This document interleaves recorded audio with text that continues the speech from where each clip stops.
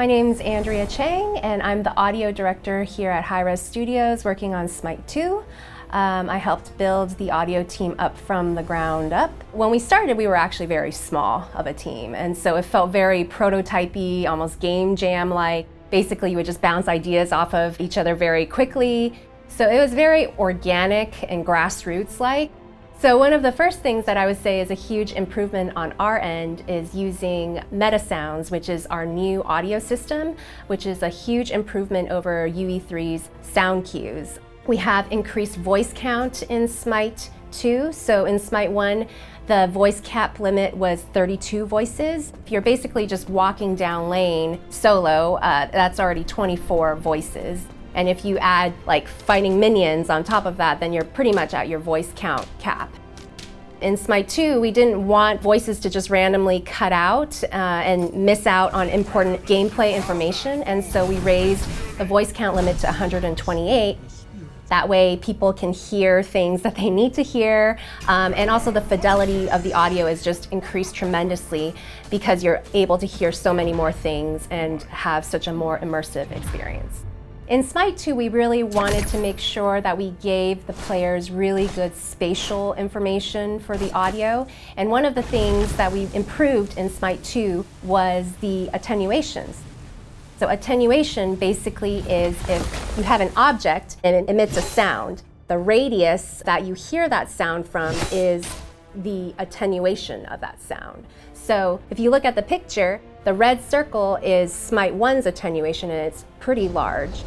SMITE 2 has a lot smaller of an attenuation, it's the blue circle, and because it's smaller, you get more accurate information of where the actual sound is spawning from.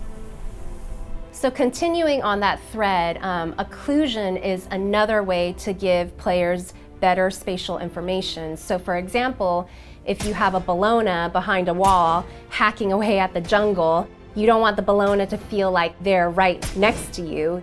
You want to feel like they're occluded or coming from behind the wall. We developed an occlusion system that occludes the sound if it's blocked by something or if it's obstructed by something. And so the sound will be decreased in volume, and also low-pass filters will be applied to it if the sound is occluded. So one of the things I wanted to do with SMITE 2 sound design was take a very intentional approach, and part of that is making things feel a lot more responsive. So for example, in Ymir's AO1 ability, right when you press that button, you get that sound of him digging into the ground and ice crumbling. And I think that tactile feel really helps to make you feel like you're Ymir and super powerful Norse giant. The second thing that I wanted to focus on for the sound design was having high quality informative sounds. For example, in Ymir's AO2 ability, he spawns these spikes. In SMITE 1, you hear these kind of high-pitched, fragile sounds. And in SMITE 2, I really wanted the player to feel like these are actual spikes that could hurt you and damage you. And so the sounds are a lot more visceral in SMITE 2. And the third point is, keep what's good from SMITE 1. If it's not broken, then don't fix it, right? And so Ymir's AO3 is a great example of that, how, that's a very iconic sound, and players recognize it right when they hear it. They're like, oh, that's the frost breath. And so that sound does everything we want it to do. So basically we didn't have to change it, and we basically kept the core of the sound and just beefed it up slightly.